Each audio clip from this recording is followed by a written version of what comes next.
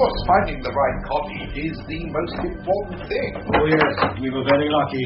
Did someone put you onto it? No, came across it purely by chance. Oh, how sickening.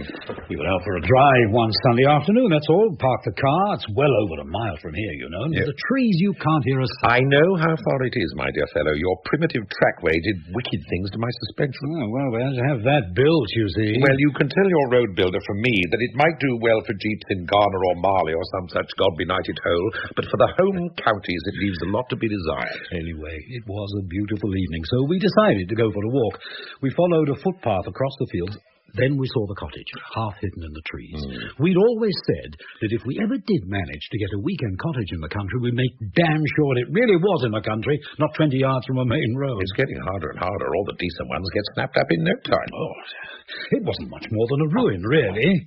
But we liked the area. It's reasonably close to London, and anyway, Rachel fell in love with it. Rachel, it's lovely, really it is. I do envy you. Funny about houses, isn't it? You know, how a house sort of welcomes or repels you as soon as you open the door.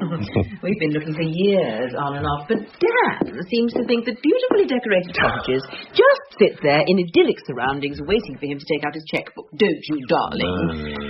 I felt it the very first time he came inside, almost as though something was saying, "You're welcome here." We had a hell of a job finding out who owned it.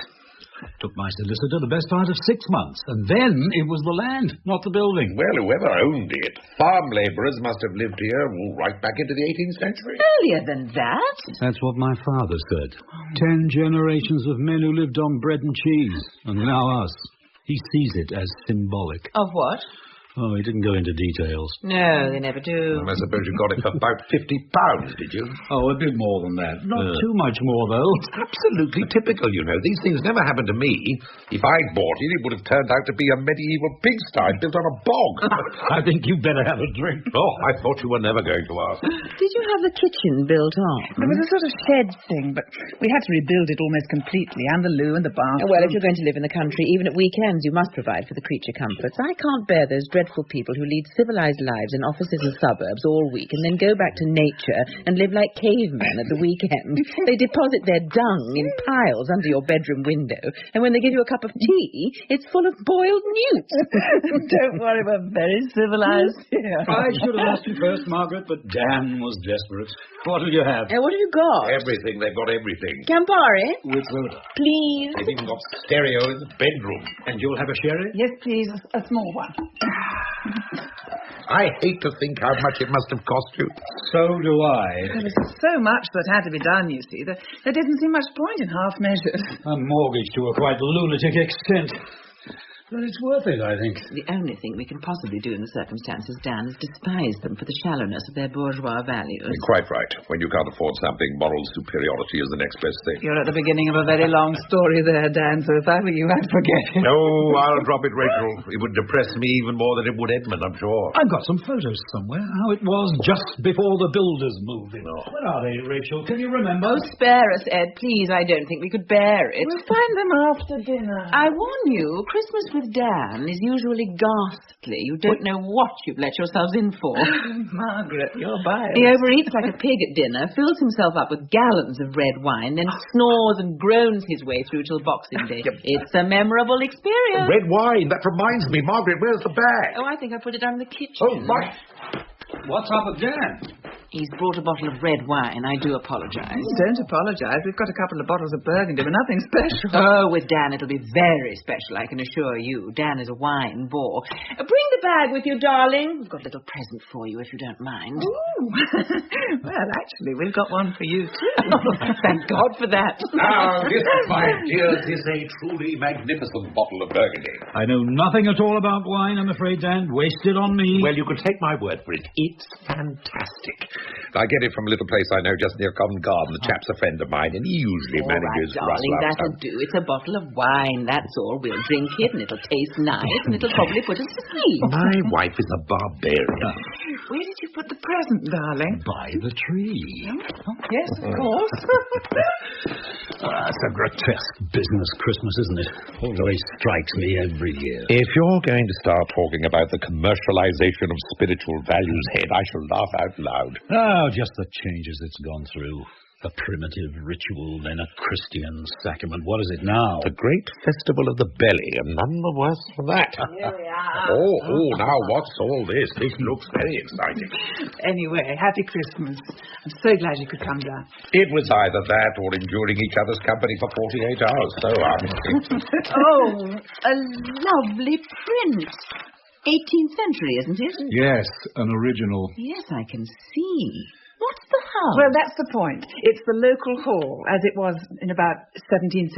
It's not there at all now. Pulled down in the 20s. Thank you very much. It's beautiful. We saw it in a print shop in Charing Cross Road, but couldn't resist it. that's the life, you see, all that elegance. Everybody ought to live like that. Peacocks on the terrace and all. On second thoughts, I suppose you two are having a pretty good try. We lack the peacock. My husband, you see, beneath his progressive, nay, radical exterior, is the most hardened reactionary. His ideal lifestyle is the 18th century rentier. Not at all. Nothing is too good for the people. That's my philosophy. Anyway, this is our little offering. Happy Christmas, and thanks for the invitation. What is it? Oh, it's something made of wood. Oh, a carving. Sorry if it's a bit primitive and violent. A woman giving birth. A bit distorted. My friends who are mothers tell me it's not quite that bad. No, it's beautiful. Or indeed ugly, but I know what you mean. It's genuine, you know. None of your Harrod's rubbish. Carved by a real live African out in the bush. Where did you get it? There's a shop just behind Knightsbridge. Specialises in genuine tribal stuff. They're ritual objects, really, aren't they, these things? Well, fertility, I suppose, yes. Probably for rain. But don't they make them especially for the tourists? I'm sure they do, but not this one. This was carved by someone sitting in front of a hut after a day in the fields. Probably in a time of drought or something like that. It's beautiful. Thanks a lot. It's the psychology that fascinates me. You want something to happen to the weather, so you make an object which symbolises your wishes. You use your imagination to create a fact. All artists do that. When you imagine a thing, it becomes true. Well, not only artists either. Well, if you'll excuse me now, it's time I was saying to the dinner. If we're ever to eat. Good, I'm starving. I'll give you a hand. What she really means is they'll have a good old gossip behind our backs. Got any dirt on you, has she? Well, not as far as I know, no more than usual. Or me, as far as I know? Is it worth it then, Dan, all this? Of course it's worth it. Financially, you can't lose. And who'd live any other way than in maximum comfort if they had the chance? Oh, yes, I suppose so. Yes, but what I really want to know is what does your old dad make of it all? That's a bit of a sore point. Well, I thought it might be. That's why I asked. We had him down for a weekend, rowed non-stop for 48 hours. I can't help admiring your old man. I must do an article about him one of these days. You want another sherry? Oh, yes, please. It'd be nice, wouldn't it, if we could all keep our simple beliefs, regardless of the facts? Yeah. Cheers. What did he say? Asked me if I hadn't got anything better to do with my money, which is blood money anyway, as far as he's concerned. Advertising, public relations, market research, any of the selling professions, all out. Get over there with the goats. I should have been here and put the whole lot on tape. The working class and its wealthy sons. Worth a page or two of the Statesman any day of the week. He fixed me with his branch meeting look and said, Eddie, my son, it's no way for a socialist to live. Did he indeed? So I told him, in that case, I'm not a socialist. What did he say to that? Nothing much. I think he was shattered. So was I. The blackmail that goes on between parents and children. And the other way round. After all, if one is forced to live in a bourgeois society against one's will, as it were, I don't see why one shouldn't enjoy its legitimate rewards. I think we should be concentrating on how to be socialist and rich. No, Dan. You can't escape the old man's logic. You can't think one way and live another. I've chosen to live like this, so I suppose the rest follows. Bad news for the Labour Party millionaires. They live with their consciences, I live with mine. Politics are forbidden at Christmas. Yep. Don't let him tempt you, Edmund. He's only collecting material for an article. I've already told him that. Just time to finish the drinks. Well, we're both green with envy. No, darling. Edmund's having an attack of guilt. They had a traumatic weekend with his farm. Oh, it wasn't that bad. They enjoy it. Poor old boy probably likes nothing better than to come to his son's place for a good old row town now and again. That's right. I can no longer contain my curiosity, Ed, about this beautiful machine in the corner. What is it? Another affluent indulgence? Oh, that's my Christmas present from Edmund. Except that it arrived a bit too early. Not new today, then. No, I've already been playing it for hours and hours. What is it exactly? Really? Is there no end to my husband's ignorance? It's a harpsichord, darling. An early 18th century piano. Oh, yes, I know. Sounds like a drawer full of old spoons. The way some people play it, it does, yes. It's an indulgence, really, but I love the sound. Piano seems out of place here. It is a beautiful instrument. Play us something. But now, in the middle of getting the dinner? Why not? Something gentle and civilized to usher in the feast. You are pompous. How do I enjoy it? Play, madam, play. Ignore the interruption. Well, let me see.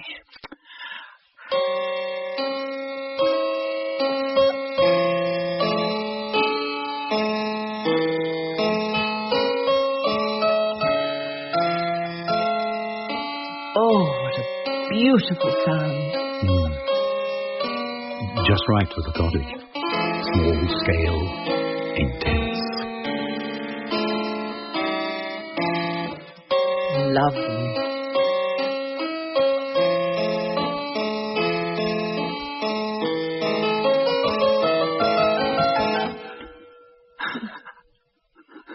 What is it? This music. Something in the back of my mind. Darling? What was it? That piece, do you know? No. Never heard it before. No. Neither have I. Sorry. I don't know where that came from at all. I can't think what it is or why I played it. Funny. Something lodged in your memory from years ago. I suppose so. Oh, sorry to make such a fuss.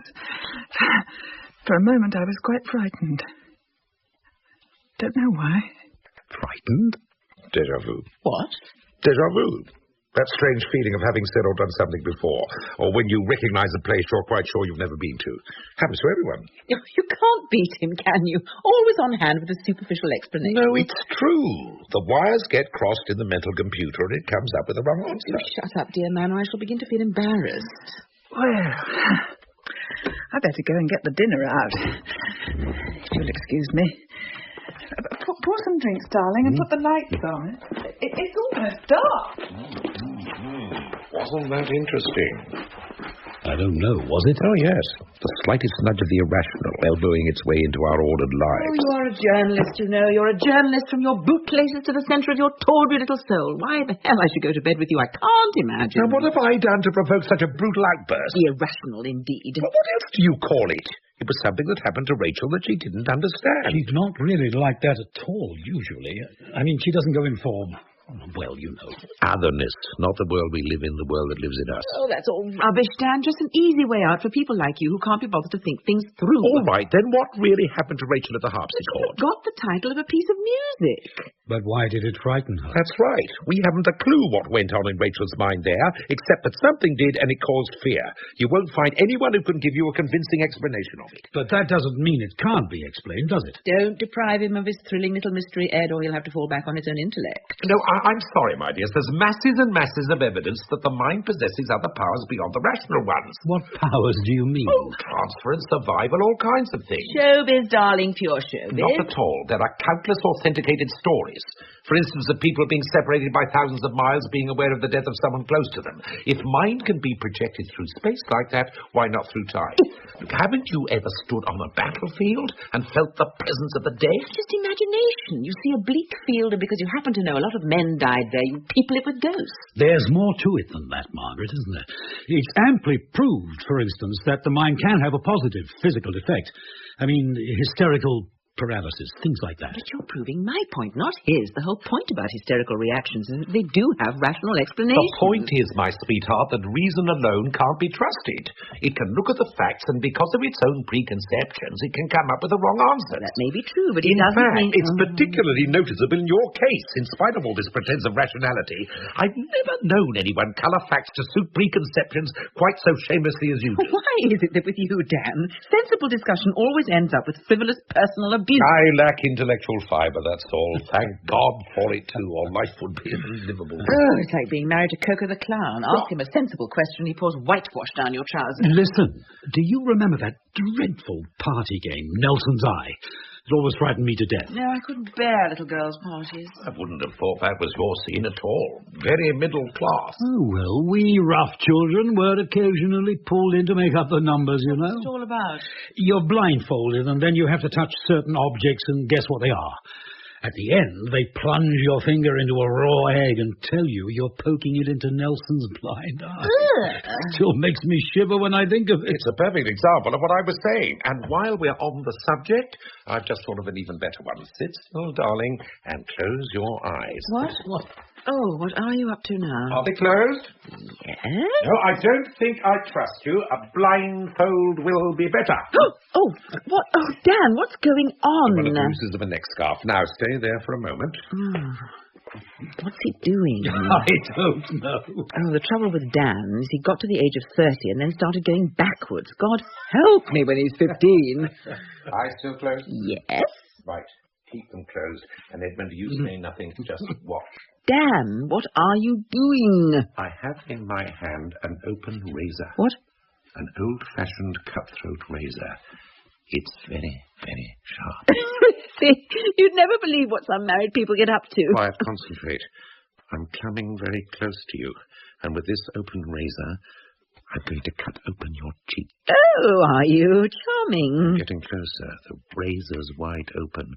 It's so sharp I daren't even feel the edge. It would lay open my finger at the slightest touch. My husband's quite mad. Concentrate. Make the most of the last few seconds before the pain. I'm very close now. The blade is about 2 inches from your cheek.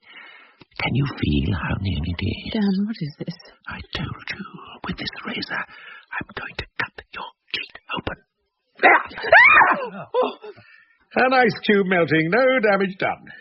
My God, that did frighten me. Point proof, I think. It was the coldness and then the wetness on my cheek. You can kill a man with a drop of water on the back of his neck if you tell him it's a guillotine. What was all that noise? Oh, don't worry, darling. A little practical psychology from Dan. My husband frightening the life out of me. Quite normal. Party games, darling. No need to get alarmed. Well, dinner's ready now, so if you'd like to carry the turkey through, Ed, Margaret will help me with the vegetables and things. Oh, Dan, light the candle for me, would you? Oh, yes, I'm all for that kind of thing, Rachel. There's a certain ritual about eating I should be very loath to lose.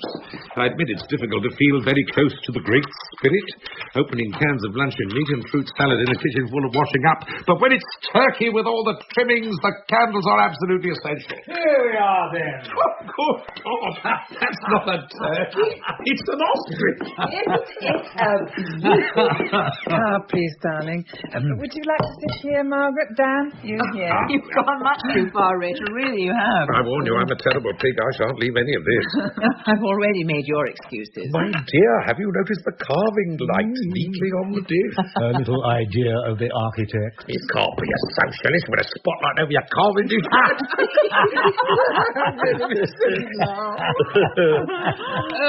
What's he doing for Christmas, the old man? What, Laura's? we did ask him here, but... The fact is, he'll be much better off there. He'll enjoy himself much more. Good God, I've forgotten the wine. Oh, you talk too much, that's why. It won't have had time to breathe. We're going to drink it, darling, not strangle it. Really, Dan, I have a palate like sandpaper. It won't make any difference to me. Does everyone eat everything? Oh, we can work on that principle, I think. Corkscrew. On the table somewhere. Well, here we are then. Sprouts, potatoes, bread sauce, cranberry jelly. Oh, suddenly I'm very hungry. How are you doing, darling? Not too badly. Lights out. Oh, no. The bulb must have gone. No, It's all of them, the kitchen as well.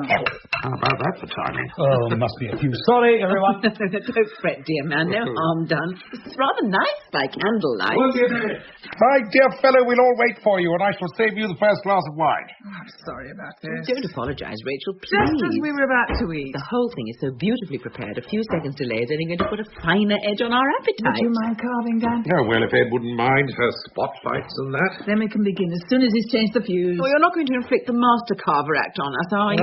No, I don't have any fetishes of that kind. I don't care if they tear it off in lumps. So I see. Actually, the cottage looks rather nice, candlelit, with just the fire. It looks nice anyhow, Rachel, when you live in the dump we live in. Oh, Christ. Wait a minute.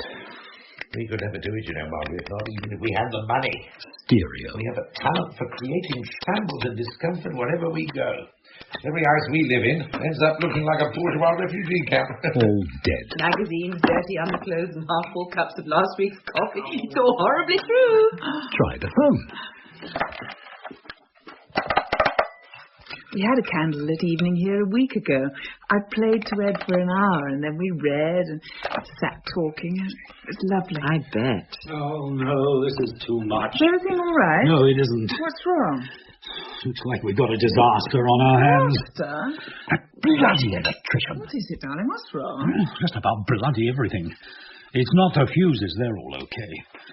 As far as I can see, we've lost all electric power throughout the house. There's no light, no heat, no cookers, central heating, television, a whole lot kaput. Oh, God. No need to panic. You've all forgotten the obvious solution. And what's that? This is England, remember?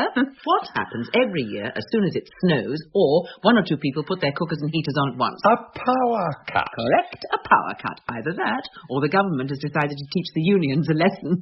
What better time to do it than at Christmas? Oh, I do hope you're right. Oh, of course I'm right. There'll be a big inquest in the papers, and they'll go on about how our democracy is at stake, and then forget about it 3 weeks later. No, it can't be a power cut. Why not? The phone's gone, too. That's nothing to do with the power.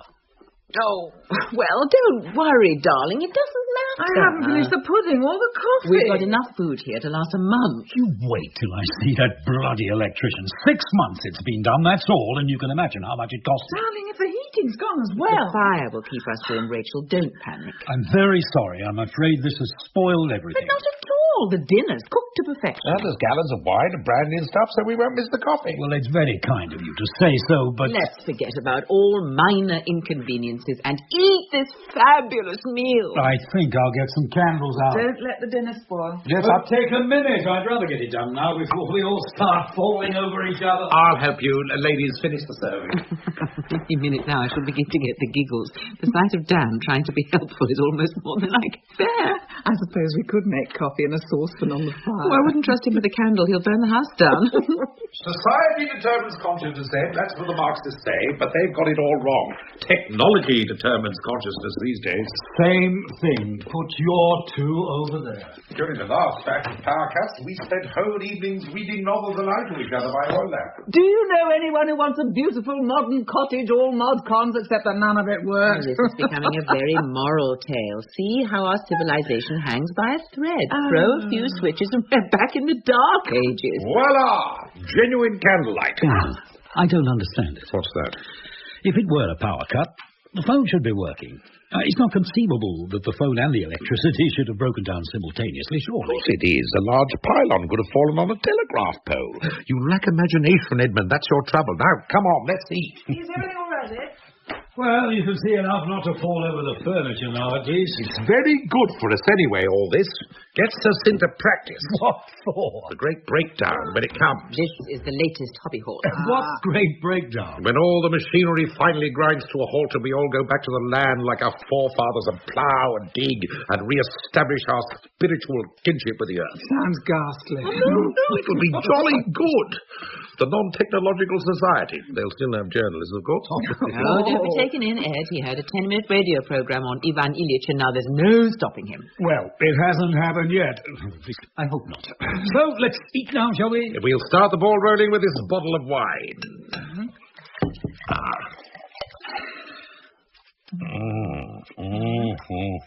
Very, very nice. You try that besides, Edmund. Well, cheers, everybody.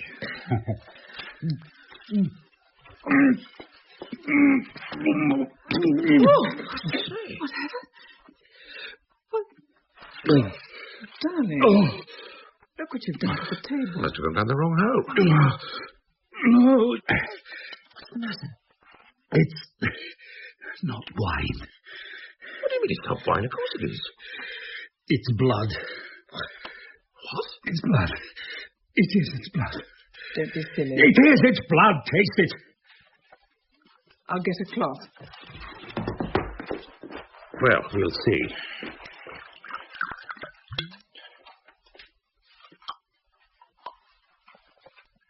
It's burgundy. Very good burgundy. Margaret, you taste it.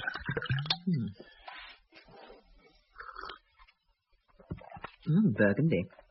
Beautiful. Let me wipe you. And the cloth. I don't understand. Really, taste mine. Really, I'm not joking here. You must be going mad. It smells just the same. Look. Now, that's not blood, is it? Oh, it is. To me, it is salty. It's sticky. I mean it. Stop it, Ed. Stop it. What do you mean? Whatever sort of game you're playing, stop it. Rachel, it isn't a game. To me, It's wine! Obviously, it's wine! Give it to me! It's wine. Oh, never mind, my dear fellow. I won't insult you by bringing my own wine the next time. Dan, I believe you when you say it's wine, but to me... Oh, no. It's impossible, is it? Let's eat our dinner, shall we, before it finally gets cold? Yes, that's a good idea.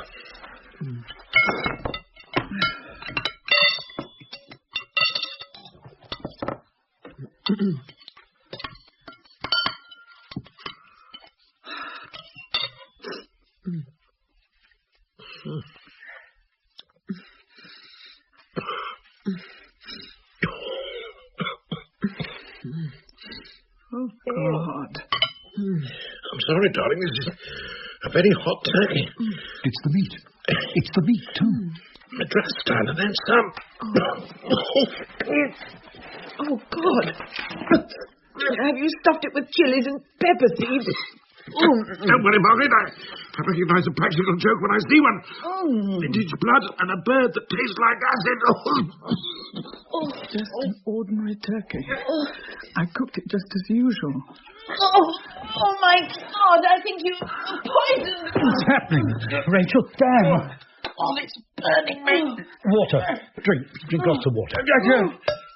God, this is happening. I think we're all going to die. I can't bear it. I must get out of here.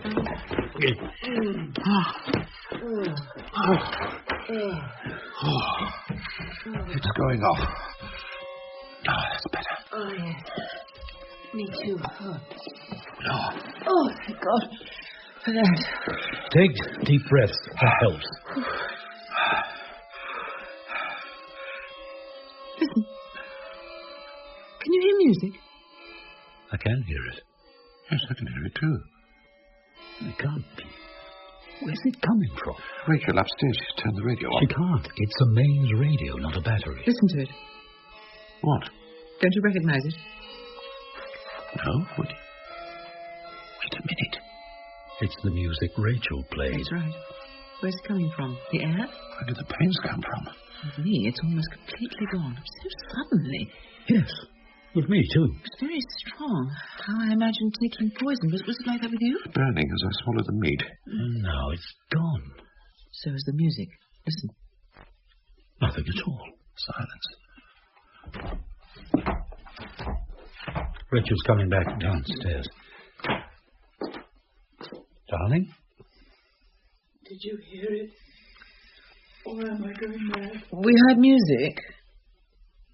Rachel, are you all right? Upstairs, on our bed, there is the skeleton of a child. I presume it's a child. It's only about 3 feet long, and the head bones are rather fragile. What? That's why I asked if you heard the music. Of course, you don't believe me. But it wasn't just my eyes. I touched it, too. Come with me, Dan, will you? Confirmation or support? Both.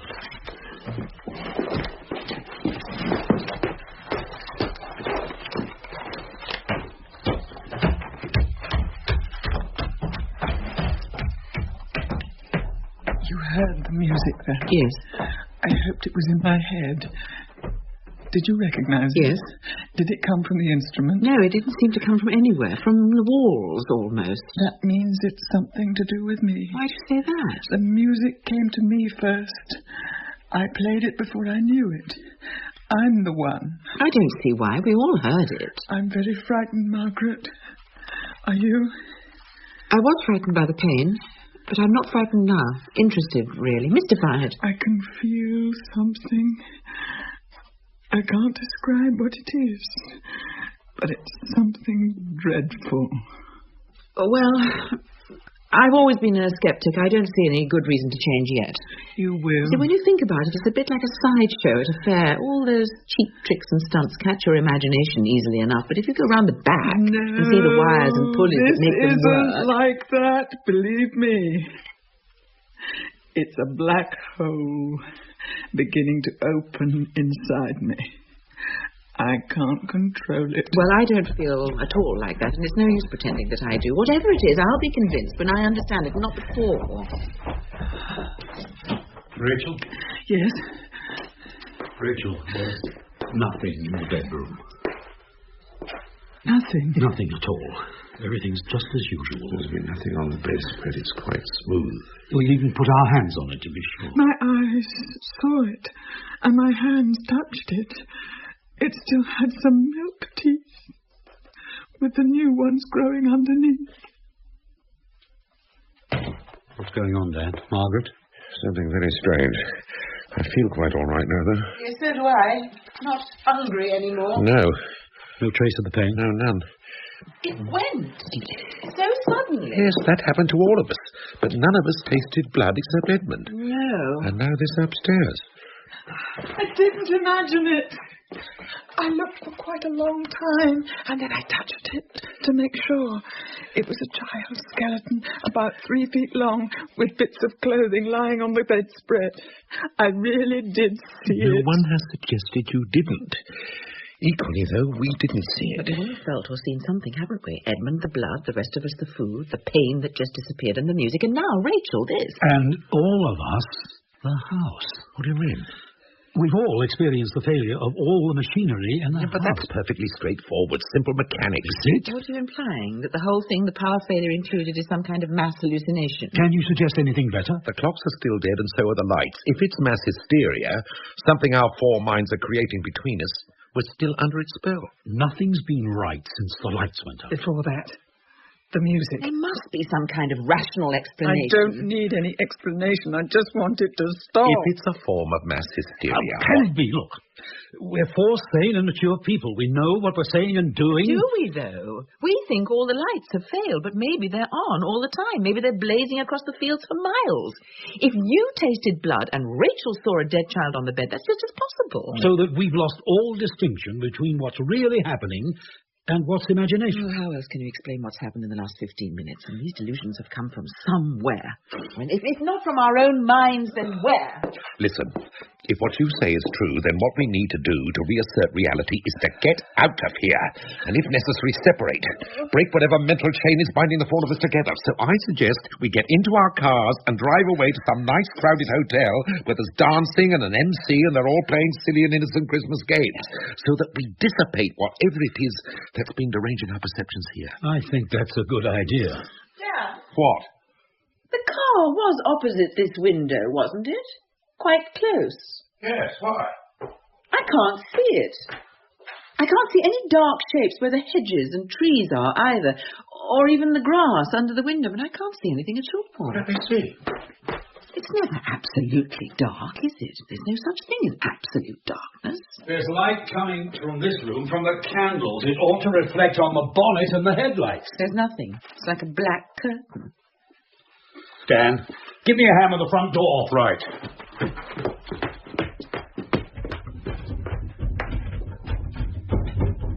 Shoulder it with me.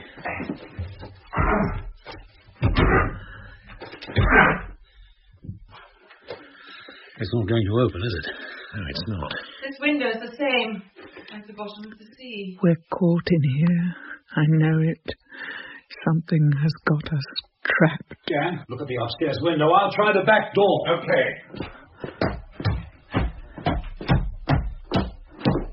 Don't worry. And there must be some rational explanation. No, there isn't. We're caught.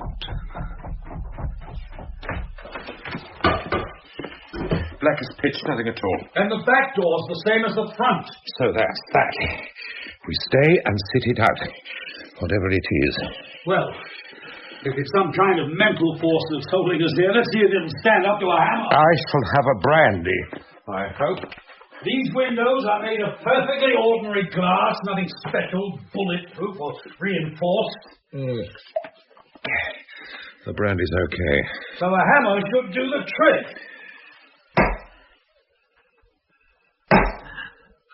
No. All I can say is that we must be a very strong-minded lot. Anyone else want a drink? We can't get out.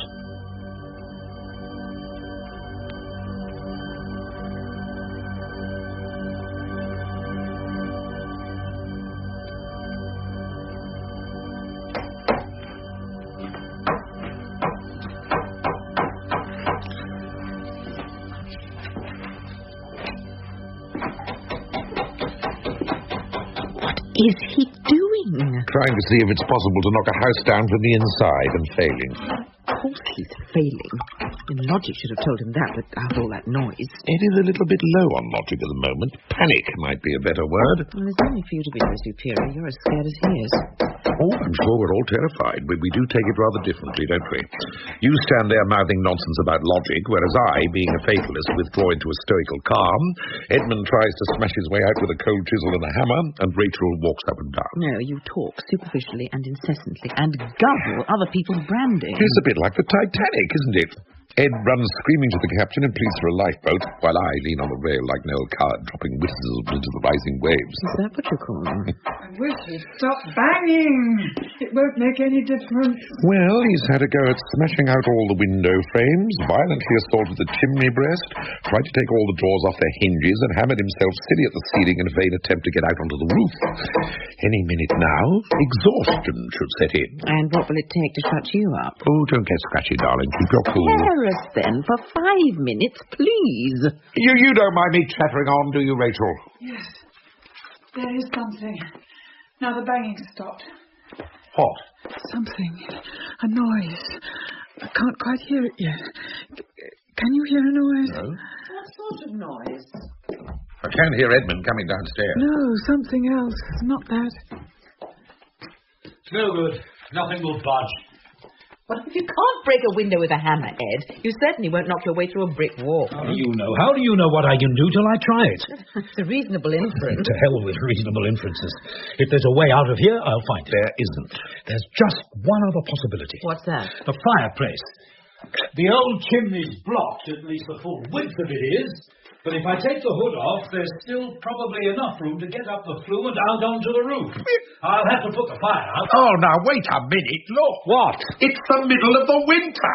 It was bloody cold driving down here. Well, I can't take the hood off with the fire still alight. There's no electricity. The central heating's dead. If you put the fire out, we'll all freeze to death. It's the only way. I haven't tried. It's pointless. If you can't hammer your way through glass or open unlocked doors, then whatever it is that's keeping us here will stop you getting up the chimney. I'll believe that when I see it. I'll get a bucket of water. Oh, my God. This is ridiculous. It's your logic that's at fault, Margaret, not mine. When I get that hood off, it's clear to open sky. No glass, no woodwork, no locks. Straight out onto the roof. When you get the hood off. That's just a couple of screws. So were the hinges. You're wasting your time. I'm going to try it. It's the Empire building spirit, darling. We can't win. Be quiet! Everybody be quiet! What? The noise. I can just hear it. What noise? Can you hear a noise? No. Listen. It's very faint. Long way off. Yes. Thunder? No. Voices. Getting closer. Here or outside. Or in our heads. All four heads at once. Why not? No, it's in here. Loud. Oh, loud. Is it a hurricane? Earthquake? Brickwork. Collapsing. Ah! Bursting, I hear it. Look at the window. What? It's broken. Didn't you hear? It is. It's broken. But the glass is on the floor, so it must have been broken from the outside. Stone? Or a bullet. Oh, good God, that's all we need. Somebody taking pot shots at us. It can't be a bullet or a stone. It's not starred at all. Its hammer must have cracked it. Yes, and the noise shook it out. That's right. Oh, we can get out, can't we? Look, there's no glass there now. It's still pitch black. I can't feel any cold here, can you? No. But you can see it, can't you? It's broken. The glass is there, on the floor.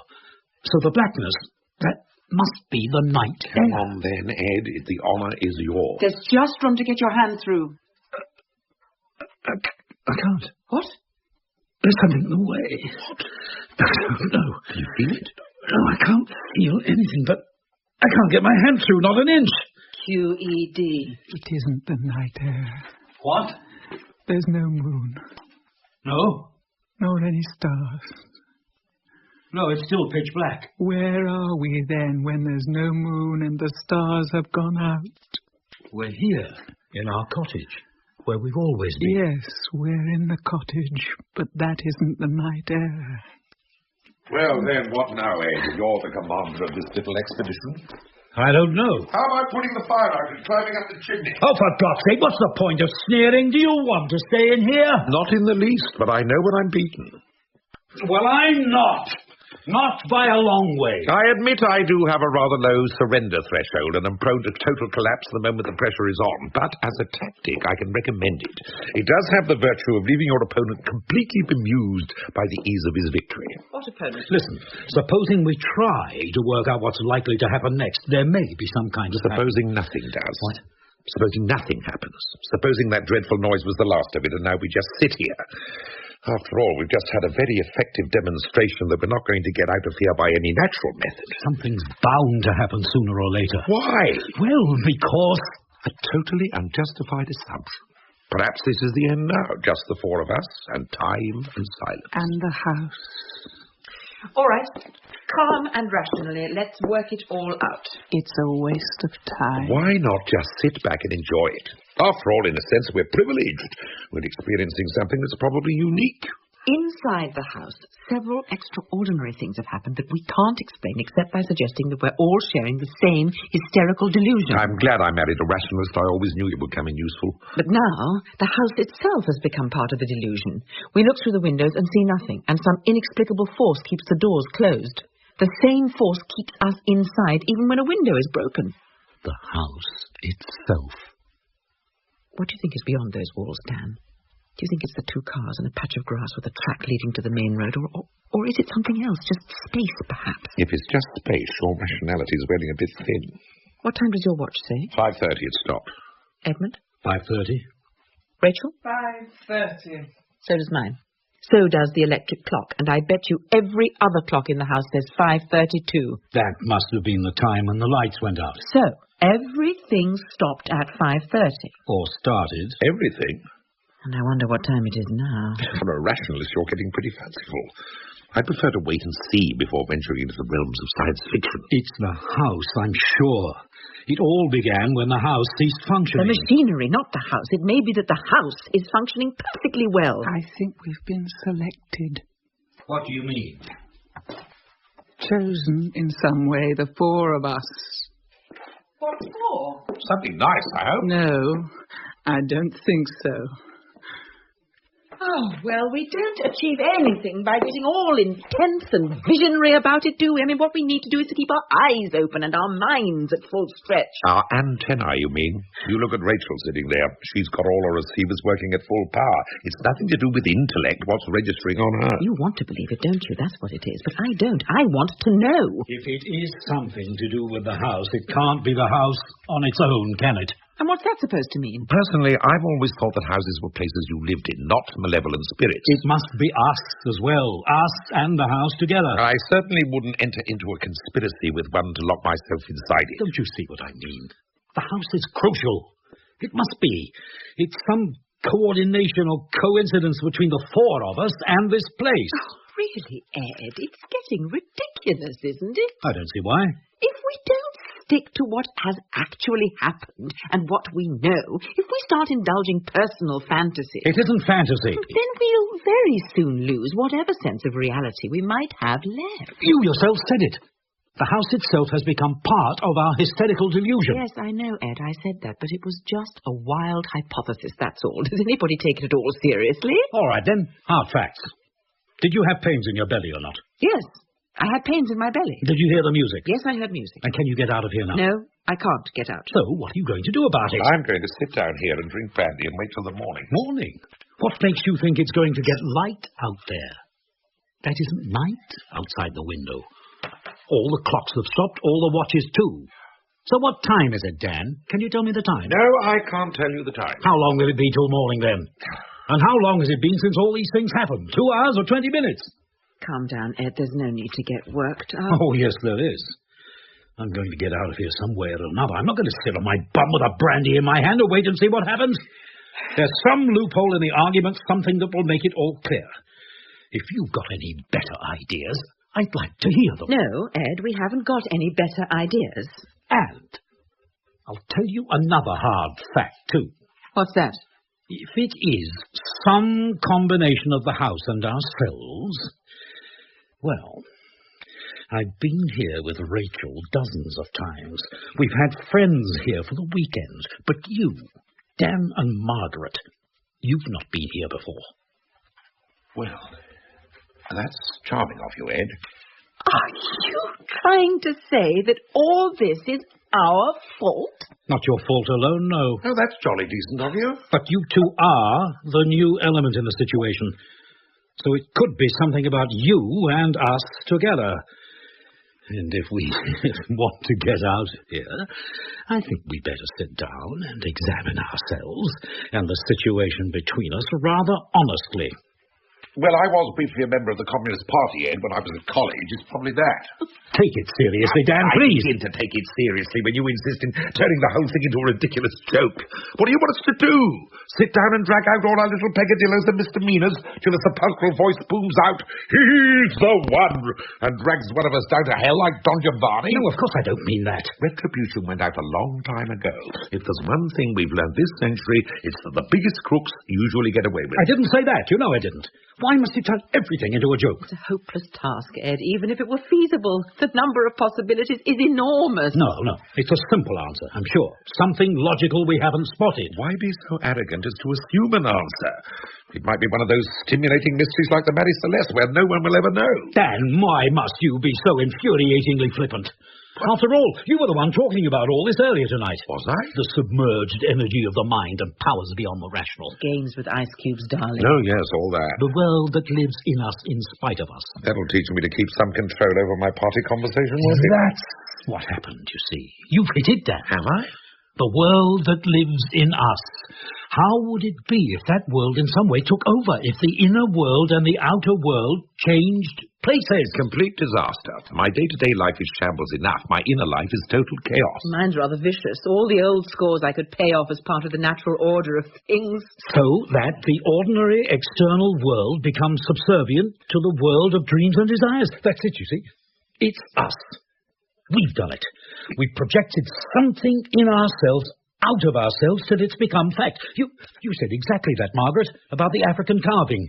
In the imagination, desires become facts. What you want becomes real. In that case, what nasty imaginations we do have. Drinking blood and dead children, a very greasy and turbulent pool inside one of us. But which one? not serious, are you? Of course I'm serious. Forget it, Ed. It's nonsense. One of the biggest cliches of science fiction. No, I mean it. Look, Ed, I suggest you sit down quietly somewhere and let your imagination cool down a bit. No. I can see it now. I can see through all this pretense. What pretense, Ed? You and Margaret, the game you're playing. What game? You playing a game, darling? I'm not, as far as I know. Why are you both so resolutely determined not to be serious? Every time I get near to what's happening, you two try to head me off from the truth. This is ridiculous. What truth? That it's you, of course. One of you two. Or perhaps both of you. None of this has ever happened before. Neither of you has been here before. And all the time you try to laugh it off. Don't be silly. Not being silly, I'm being very practical. I want to get out of here. Neither one of you is going to stop me. Ed, be quiet. What? Rachel? I thought she was asleep. Rachel, don't you see it? I see you making a fool of yourself. It must be them. Who else can It it could be? easily be me. It could be you. Me? How could it be me? Do I want us to stay here in this madhouse? You've hated this house from the first. That's why you spent so much money on it. That's why we've almost crippled ourselves. Always the most modern and the most expensive of everything. It's like the whipping boy, a way of punishing yourself. That's not true, I Rachel. didn't see it at the beginning, but it became obvious after a while. You didn't want a cottage in the country, so you bought the most dilapidated one we could find. You felt uneasy about your own comfort, so you turned it into a showplace. You felt ashamed of spending so much money, so you jumped at every opportunity of spending more.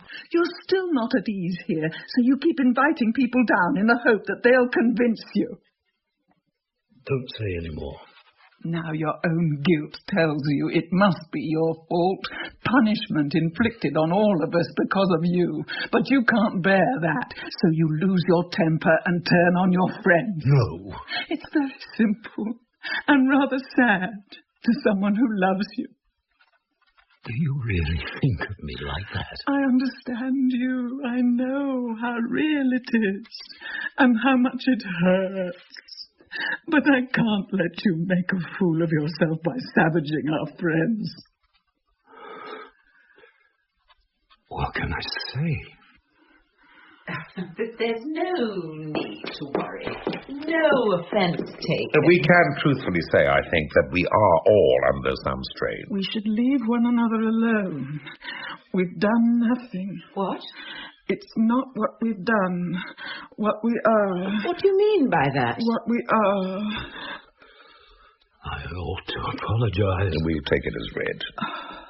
I suppose I knew I had all that inside me. I'm horrified. It came out so viciously. Oh, for God's sake, don't be horrified. Self-flagellation is a very overrated pastime, particularly the mental kind. Some people are born with it, I think. Everyone thinks vicious thoughts about their friends. It's one of the things friends are for. Yeah, for instance, our jealousy, as you were showing us around this place, was so overwhelming it must have been almost tangible. I felt bright green. I don't. Here am I was thinking, having sold out every shred of integrity and talent years ago, and here's Ed, still fighting grim battles with his conscience. And he lives like this, while I keep down in a kind of intellectual Rowton house. I feel a bit like Faust being told that Helen of Troy's gone back to her husband and all the kingdoms of the earth have become republics. I envy you your ability to joke about it. Rachel? It's a mark of the useless intellect, Ed, the unemployed mind. It searches for the amusing angle on everything because it is nothing better to do. Rachel, are you all right? No, I don't think so. What? Look at her. What's the matter? She's very pale and soaking I wet. feel so hot. I can't breathe. All right. Darling, now take deep breaths. I can't breathe. Oh, my God. There, get a glass of water. It's so hot. I think she's going to faint. Hold on, darling. There's a drink coming. Here. Don't pour it all over her. Can't help it. She's gone. She's flat out. Richard, just a minute. No, it's no good. She's right out. She's gone completely limp. Is it a faint? It looked like a faint, hot and short of breath. Rachel? That won't do. She's really out. Hang on. What? I've got some smelling salts in my bag. I didn't know you carried smelling salts. What a sweet old-fashioned thing to do. For all our friends when you bore them into insensibility. Oh, she really is out. Smelling salts usually do the trick. If it is a faint, she should be coming round by now. Looks more like sleep. Her breathing is very quiet. Listen. Barely audible. I can still feel it, though. Not deep, but regular. Do you think she's all right? I don't know. It's very odd. Oh, my God, I think she's dying. Dying? Breathing, it feels very faint now. Lay her down quickly. Lay her flat. Rachel! Don't panic. Just get her as comfortable as possible. What on earth can have happened to her? Could it be a heart attack, a stroke? I don't think so. She didn't say anything about pain, and her colour was all wrong for a heart attack. She's breathing perfectly well now. You get close and listen. It's faint, but perfectly regular. Yes. So is her pulse, too. Feel. Oh, my God, what's happened to her? I don't think she's ill. Look at her. She's fast asleep, that's all. Flat out to the world. It must be a nervous reaction of some kind. She looks perfectly peaceful now. Except What? none of these things are natural, are they? Well, I don't know about that. Oh, come on, Margaret. You've been tying your mind in knots trying to think of a rational way out when it gets clearer and clearer that there isn't one. And if it's not rational, what then? Then this is a part of it, too.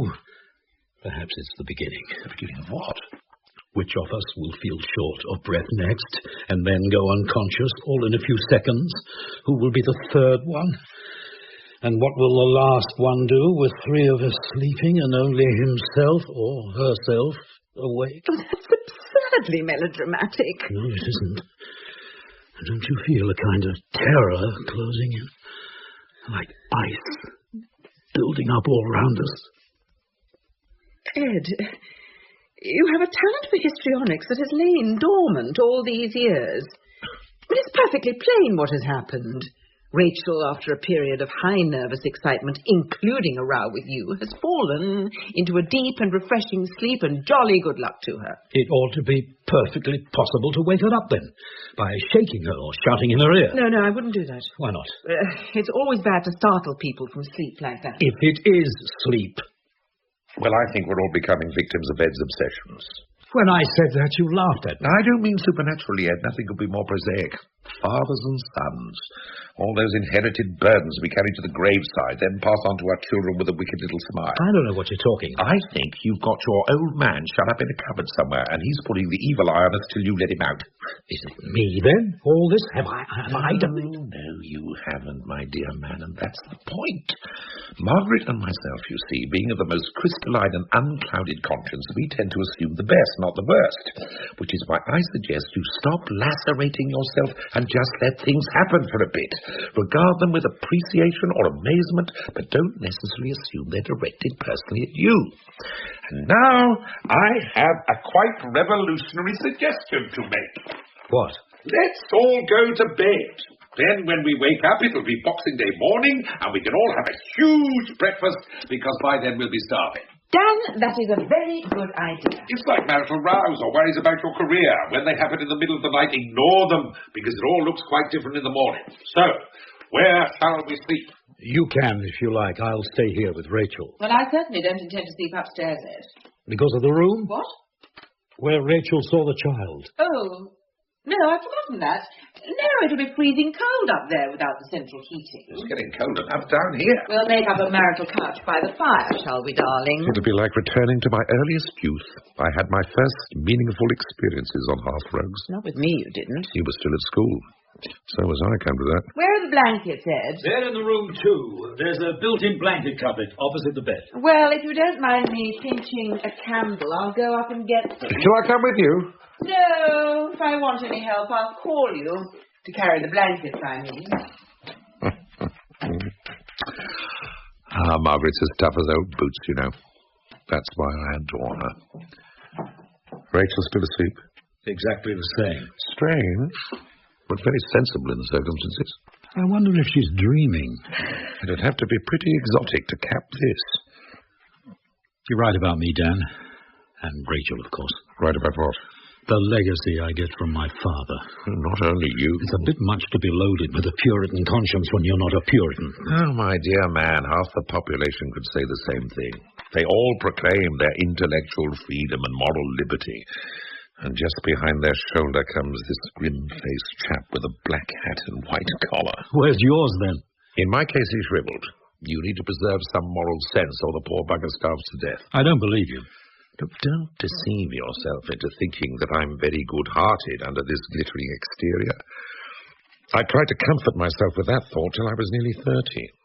I was preserving my real and worthwhile self to blossom in middle age. Now I'm on the verge of middle age, I find there's nothing left to blossom with. The bud has gone rotten, and the whole tree is dying from the root. That's just self-dramatization. Maybe. But she knows me.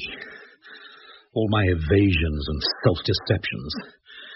Even if I hide them from myself, I can't hide them from her. All this, for instance. It's wrong. I know that. All what? The house. Me. Us. I know what price the rest of the world pays for our comfort, and how many thin Africans it takes to make one overweight Englishman.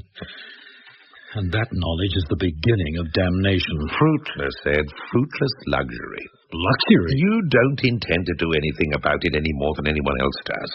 Agonizing over it gives you the double satisfaction of feeling bad about it and feeling good about feeling bad, both at the same time. Yes, that's right too, I suppose. Of course it's right. We're all dab hands at these games with conscience, our generation. We grew up with them. But I'm also good at my job. Very good at it. I make a lot of money, and I'm capable of making a lot more. And why the hell shouldn't I? There are enough incapable people in the world, but I'm not one of them. I can cope. No. What? Not content with being the big bad wolf, you want to be the ogre that eats children as well. Forget it. Have a drink. Yes, I think I will. The brandy is very reliable, smooth and strong and uncompromised, like me. Are you frightened, Anne? Terrified, my dear. I'm keeping my aplomb, that's all. Every now and then I get a great surge of feeling that everything must be all right. The doors are open and we imagined it all. Standing here talking to you, it's very hard to believe any of it happened. Try the red wine. No, I can't do that. Then we'd better assume everything did. What will happen to us? I don't choose to think about that. I'm a slave to experience, Ed, a creature of the present moment. It's the only way life can be made endurable. Otherwise, it consists of nothing but regrets over the past and apprehensions about the future. Who wants to live like that? No one. That's right. No one. When I won my scholarship, my dad said to me, "Eddie, my son, your father was born and brought up in a slum street in the East End, and he's wasted his life in dirty factories making other people rich. And now you're going to Oxford. Through you, son, and others like you, the working class will come to power." Yeah. Even at 18, I didn't know where to look.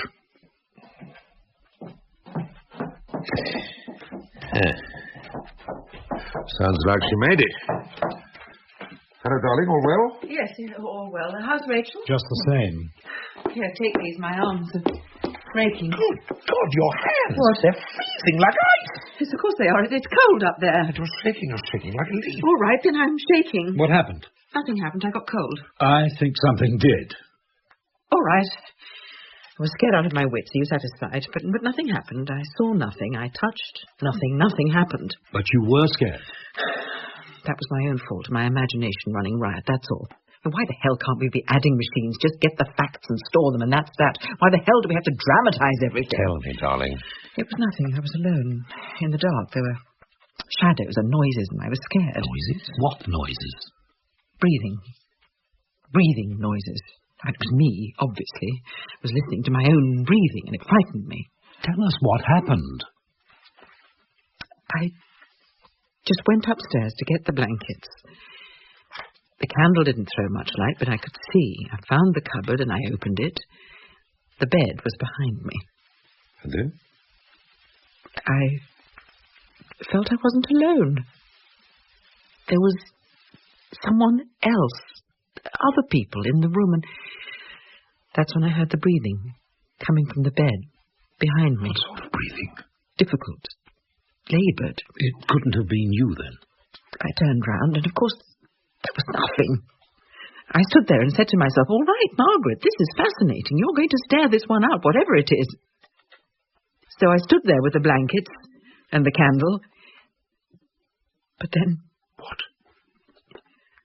I had to leave.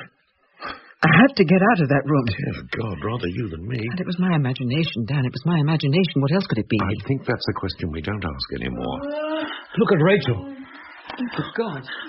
She's asleep or awake. She's sitting up trying to say something. In agony. Oh, she's dreaming. She must be dreaming. Dreaming what, for heaven's sake, to make her look like that? Hello. I must have fallen asleep. Rachel, Oh, I'm a bit dizzy. do you feel all right? Of course I feel all right. Not awake yet. You fell asleep very suddenly. Did I? I don't remember. Dream anything? No, I don't think so. How do you feel? Not ill or anything? No, what's wrong? Why do you keep asking me questions? I feel just as I felt before, except a bit colder. Have a blanket. Blanket? Oh, we thought we might go to sleep too. It doesn't seem such a good idea now, though. Nothing's changed, has it? No, nothing's changed. No. It still feels the same.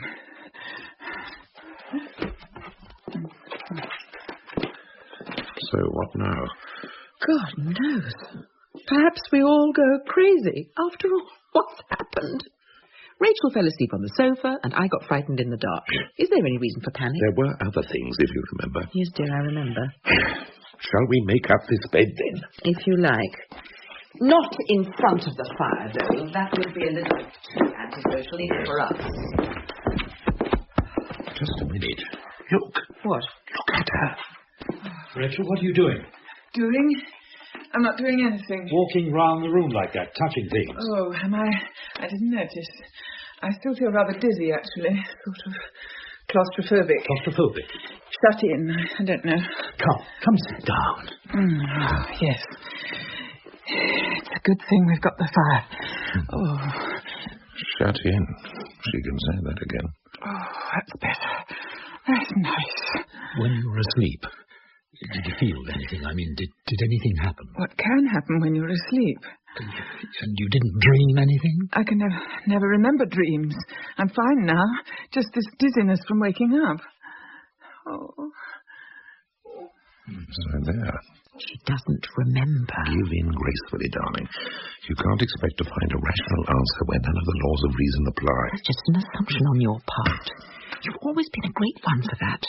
When you can't understand something, make an unjustified assumption and announce it as fact. Ah, that's one of the benefits of a university education. Two useful things I learned at college.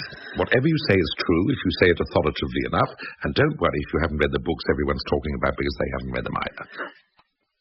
Dan, we're in trouble, aren't we? It really hit me upstairs in the room. I have been to better Christmas parties, certainly. I've been to worse, too, now I come to think of it. Shall I tell you one of the things I love about you? Tell me more than one. You're relentless. Most people know when to stop, but you just plough on. Is that a virtue? Tonight it is. Stop thinking about it. There's nothing you can do. I can't help it. When I die, I'd hate to be drugged into insensibility, however painful it is. I shall want to know. George Orwell said it's best to die in your boots. He didn't. No. Do you feel better now? I wonder how long we'll have to wait. Wait? What for? I don't know, but I'm sure we're waiting for something. Do you feel responsible? In general, or today? For all this? How can I when I don't know what it is? I don't. Ed sees the fate of the whole universe depending on whether or not he's saved, but I've always been convinced of my own innocence. I hope you don't go to heaven. I shall miss you. Oh, you're not one of the goats, Dan. You've never done anything positive enough for hell. Oh, there I must disagree with you. I'm sure the cabinet posts in the Great Republic of the Damned are held by the Stalins and Hitlers, and that the murderers, liars, and betrayers make a very efficient civil service.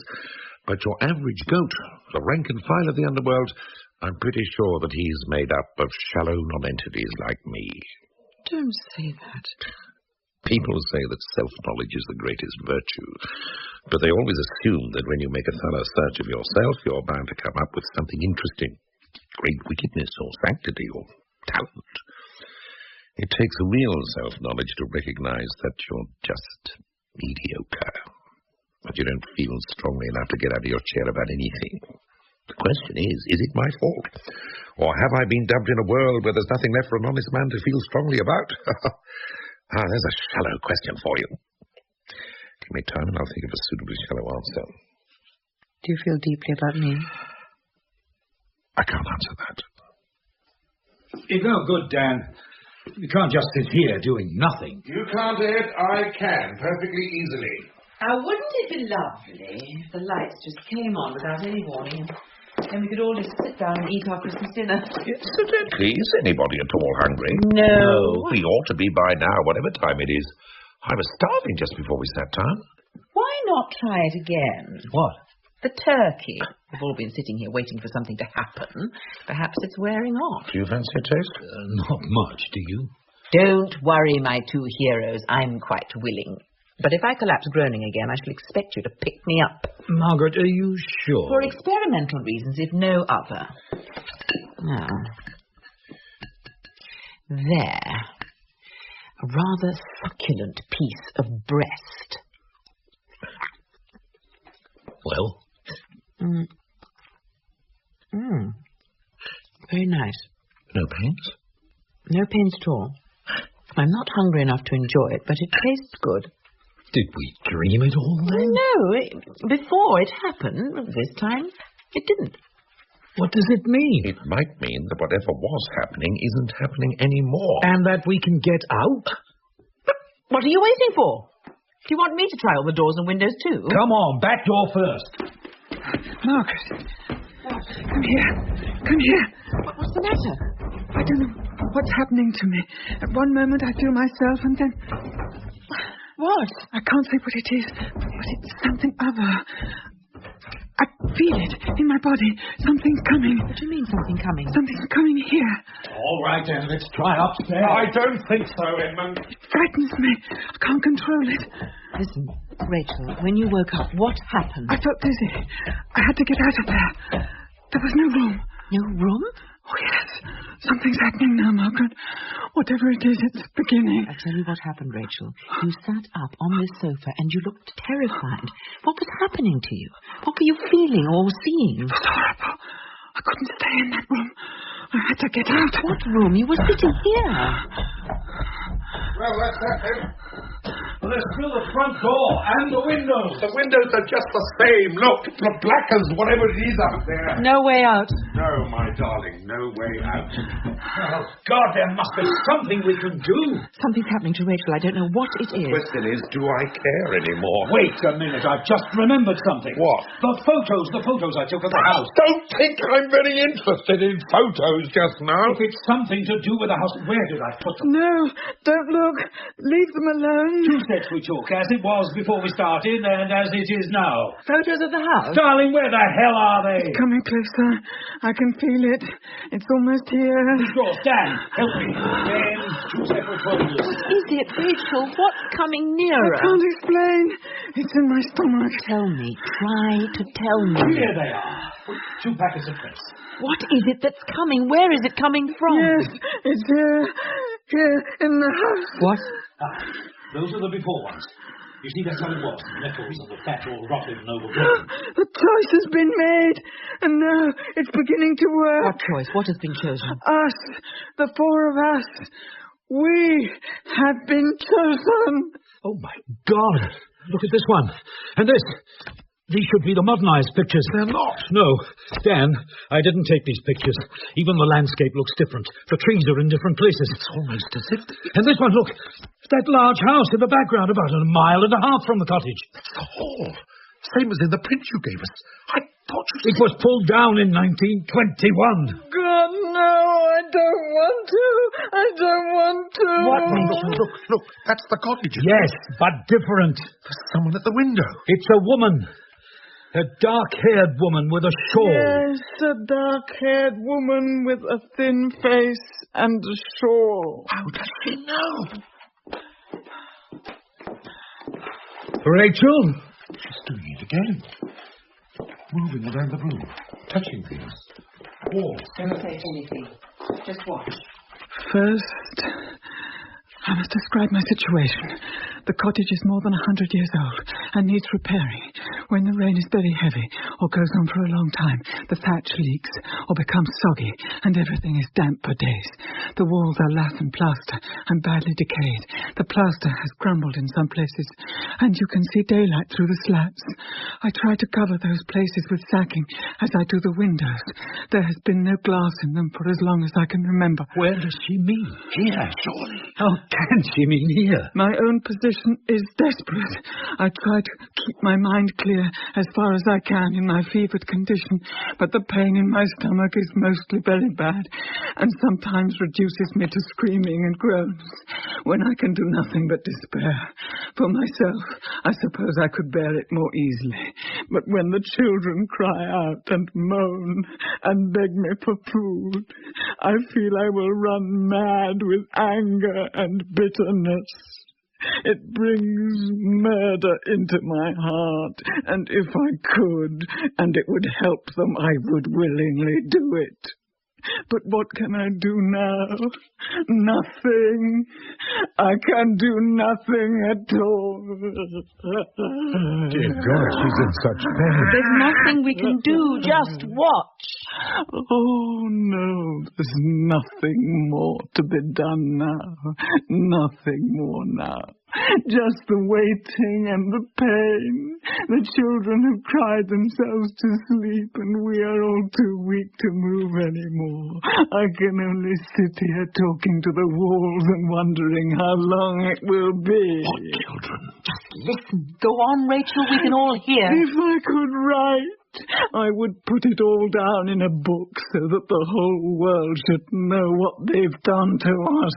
But no one bothers to teach the poor.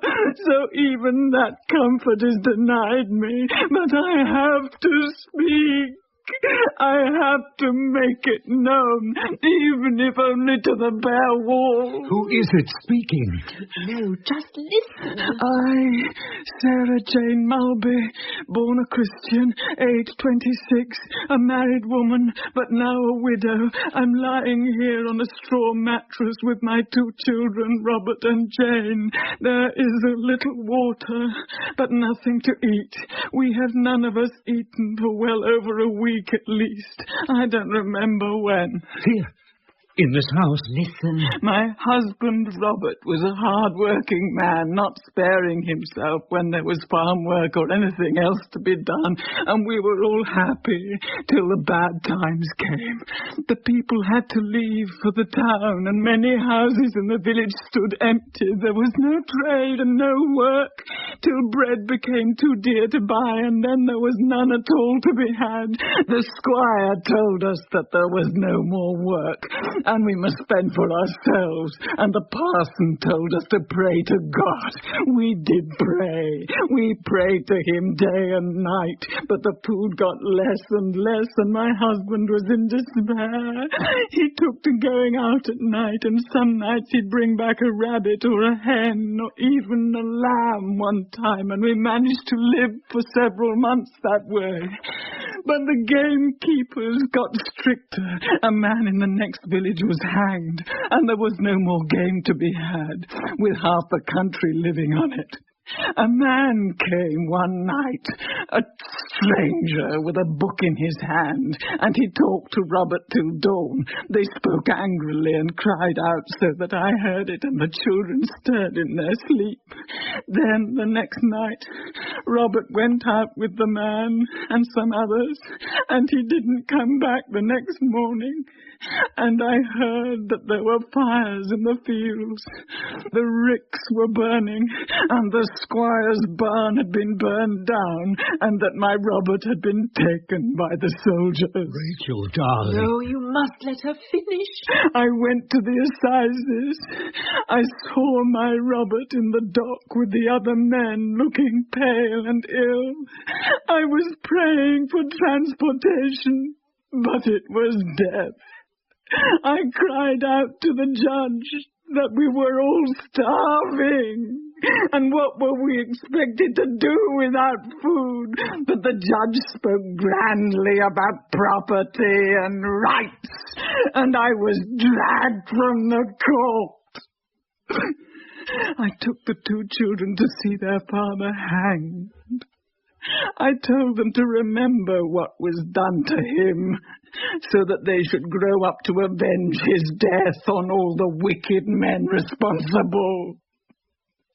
But that will never happen now. A doctor told me it takes 20 minutes for a hanging man to die.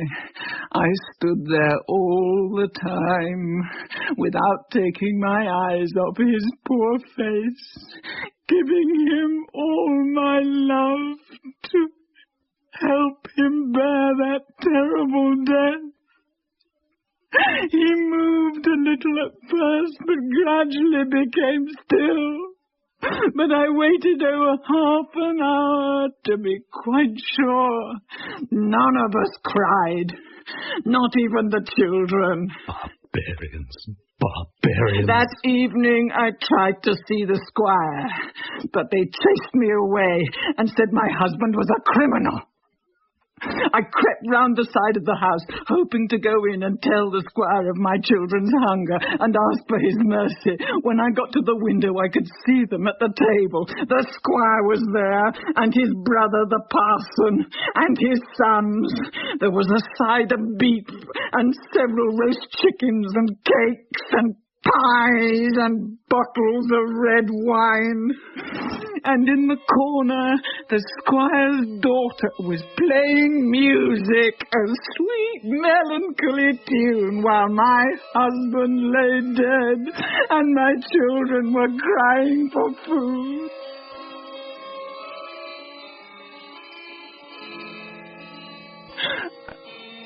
And I thought, this can never be forgiven.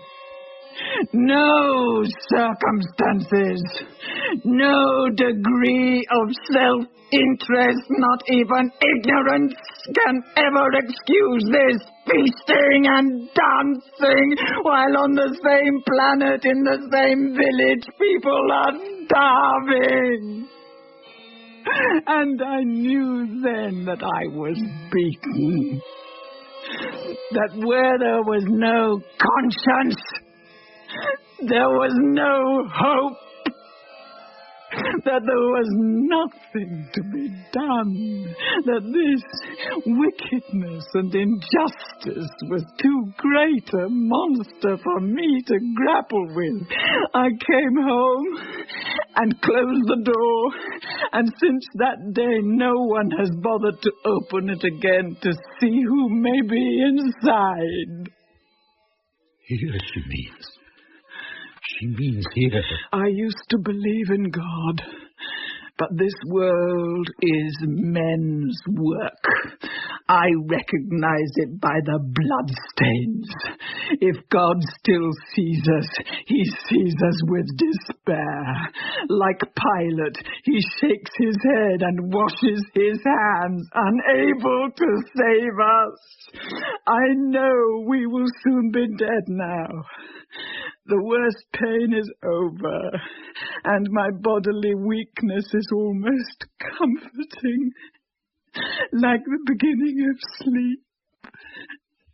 I have no forgiveness for the selfishness and greed which has destroyed my family. The hardest thing of my dying is to know that our murderers will go unpunished. Someone surely must pay for our unjust deaths and all the other deaths like ours, for I know we are not unique. If no ear can hear my accusations, nor no eye ever read them, let my words burn themselves into the fabric of these walls, so that brickwork and plaster and beams should remember the agony and injustice of those dying under this roof. How can this ground ever be easy, while there is no atonement for crimes like these? The soil is bitter with my children's blood.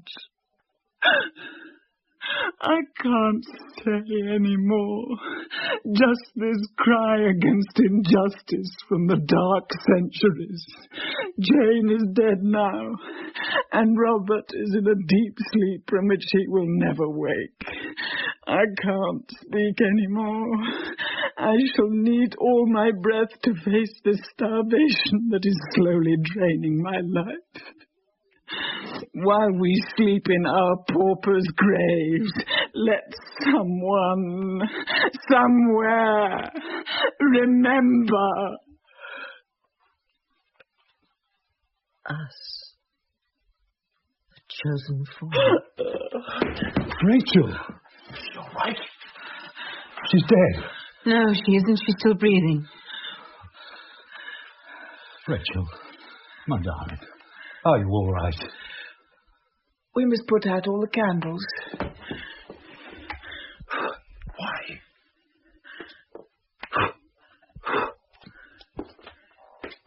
Put out all the candles and go upstairs.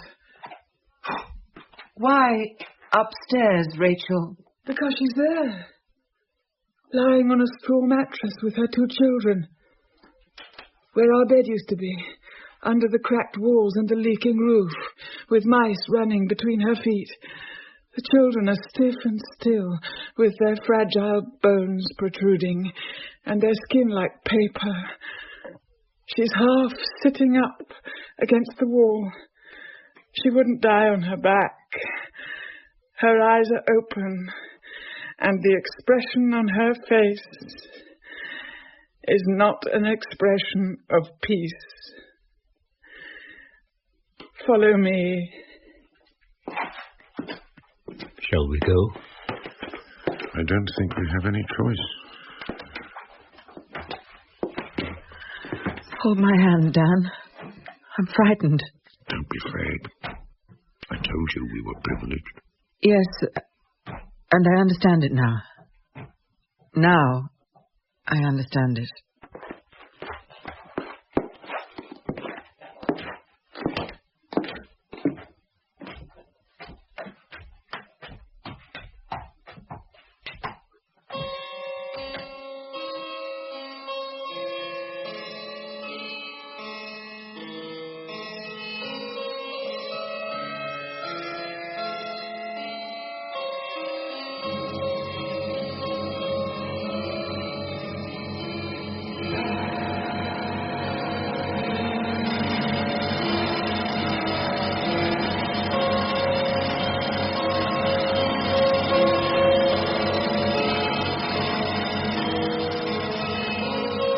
Speaking at a UNESCO conference in Paris, has called for a radical heart-searching on the part of the developed countries. It is well known, he said, that under the present circumstances, far from rectifying the situation, the rich countries are getting richer and the poor countries are getting poorer.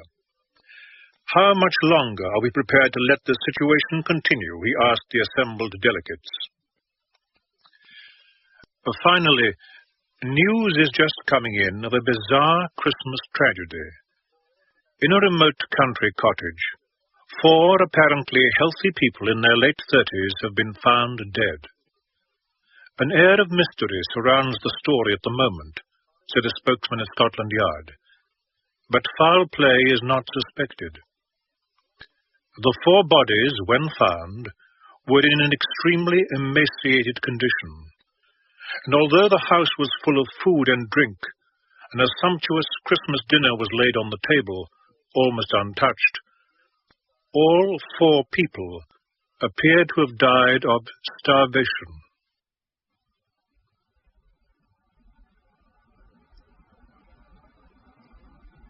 In The Exorcism, the part of Edmund was played by Kenneth Haig, Dan by Norman Rodway, Margaret by Sarah Kesselman, and Rachel by Susan Fleetwood. Music was by Herbert Chappell. The play was adapted for radio and directed by Don Taylor.